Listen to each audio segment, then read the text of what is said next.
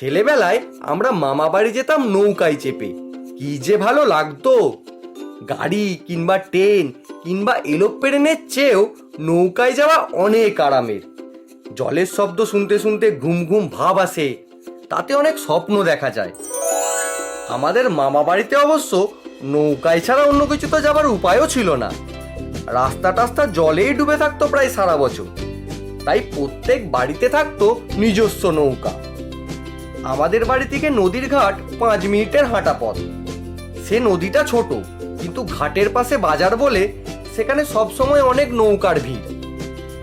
আমাদের নিজেদের নৌকাটা ছোট, সে নৌকায় চেপে আমরা স্কুলে যেতাম।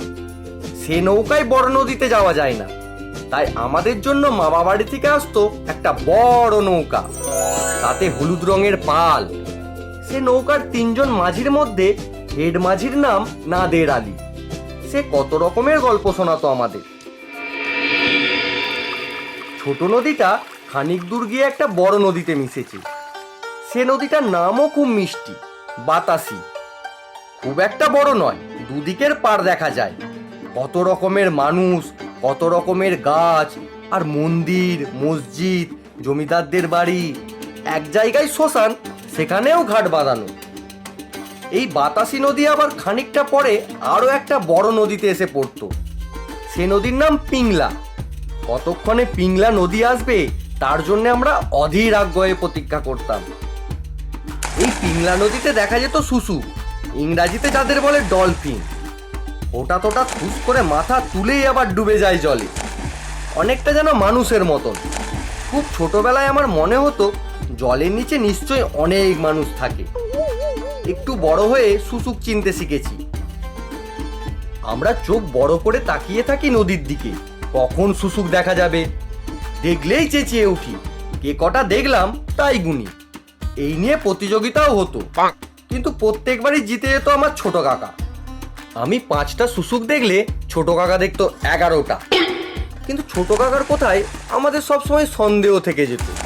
আমি ডান দিকে তাকিয়ে আছি, ছোট কাকা বাঁ দিকে আঙুল তুলে বলে, ওই যে একটা। আমি সেই দিকে ফিরে আর দেখতে পাই না। সবচেয়ে কম দেখতে পান মা। আমরা চেঁচিয়ে উঠলেই মা বলেন, কই রে যা, চশমাটা কোথায় গেল? মা চশমা পড়া পর্যন্ত কি শুশুকরা জলের উপর মাথা তুলে বসে থাকবে? সেবারে মা কোনো ক্রমে দেখতে পেলেন একটা মাত্র। পিংলা নদী দিয়ে 1 ঘন্টা নৌকা বেয়ে যাওয়ার পর দেখা যেত একটা দ্বীপ। নদীর মধ্যেও যে দ্বীপ থাকে তা অনেকেই জানে না।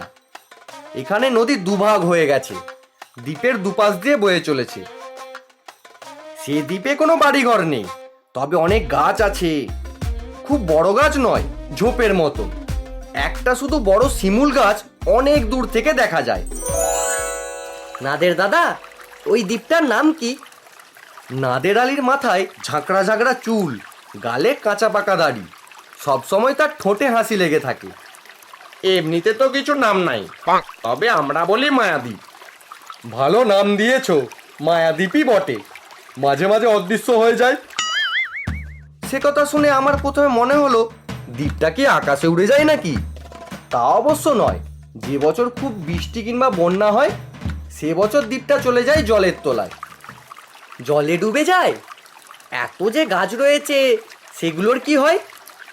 এইসব গাছ পানির মধ্যে অনেক দিন বেঁচে থাকে। দ্বীপটা যখন আবার জেগে ওঠে, তখন দেখা যায় অনেক গাছই ঠিকঠাক আছে। শুধু মাথা উঁচু করে থাকে শিমুল গাছটা। তখন তো দুদিকে নদী এক হয়ে যায়, শুধু যেন মাঝ নদীতে দাঁড়িয়ে থাকে একটা লম্বা গাছ।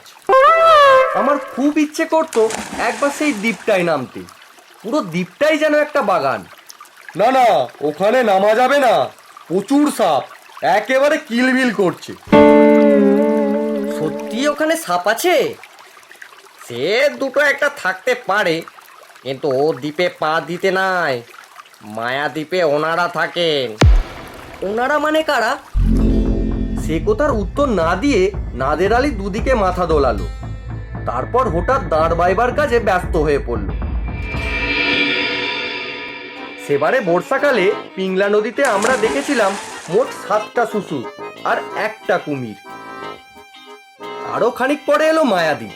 এই দ্বীপের কাছে এলেই বোঝা যায় আর 1.5 ঘন্টার মধ্যেই পৌঁছে যাব মামা বাড়ি। সেবারে অনেক ফুল ফুটেছে, এমনকি শিমুল গাছটাও ফুলে ভর্তি। ছোট কাকা আরো সুসুক খুঁজছে, আমি তাকিয়ে আছি দ্বীপটার দিকে। হঠাৎ চমকে উঠে বললাম, ওই তো মায়াদ্বীপে মানুষ নেমেছে। কোথায় রে?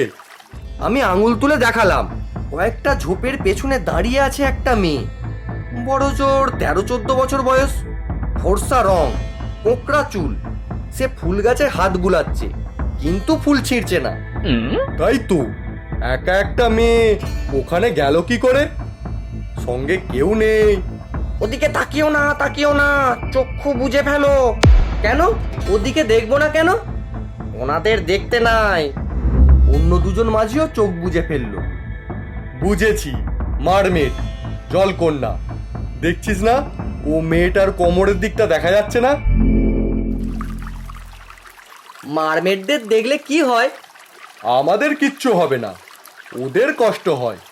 মানুষের দৃষ্টি ওরা সহ্য করতে পারে না। তোরা কি দেখছিস? কই, আমি তো কিছুই দেখতে পাচ্ছি না। যা, চশমাটা কোথায় গেল?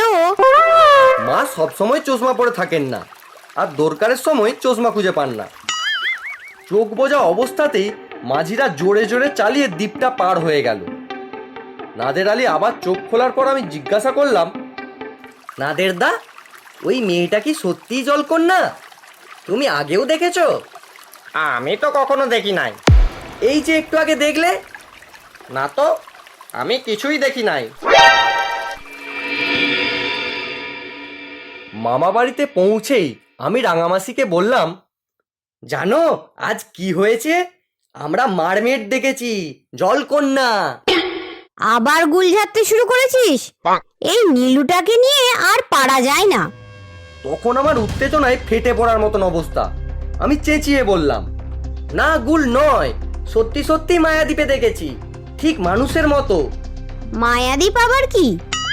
ওই নদীর মধ্যে বানভাসী দ্বীপটা, ওখানে কোনো মানুষ যায় না, কখন ডুবে যাবে তার ঠিক নেই। মানুষ নয়, জলকন্যা, অর্ধেকটা মানুষের মতো। তুমি ছোট কাকাকে জিজ্ঞাসা করো। ছোট কাকা যে এমন বিশ্বাসঘাতক তা আমি জানতাম না। দূর, মারবেট বলে কিছু আছে নাকি? আমি কিছুই দেখিনি। নীলু বোধহয় একটা কোলা গাছ দেখে ভেবেছে। আমি প্রবল প্রতিবাদ করে বলতে গেলাম যে সে দ্বীপে মোটেও কোনো কোলা গাছ ছিল না। মেয়েটির মুখ স্পষ্ট দেখেছি, কিন্তু অন্য সবাই হাসতে হাসতে আমায় কিছু বলতেই দিল না। আমার আজও দৃঢ় বিশ্বাস আমি একটি জলকন্যাকেই দেখেছি। সে একবার আমার দিকে তাকিয়েছিল, হীরের টুকরোর মতন জলজলে তার চোখ। ওরকম চোখ মানুষের হয় না। শুনেছি এখন দ্বীপ একেবারেই জলের তলায় চলে গেছে, এমনকি শিমুল গাছটাও আর নেই।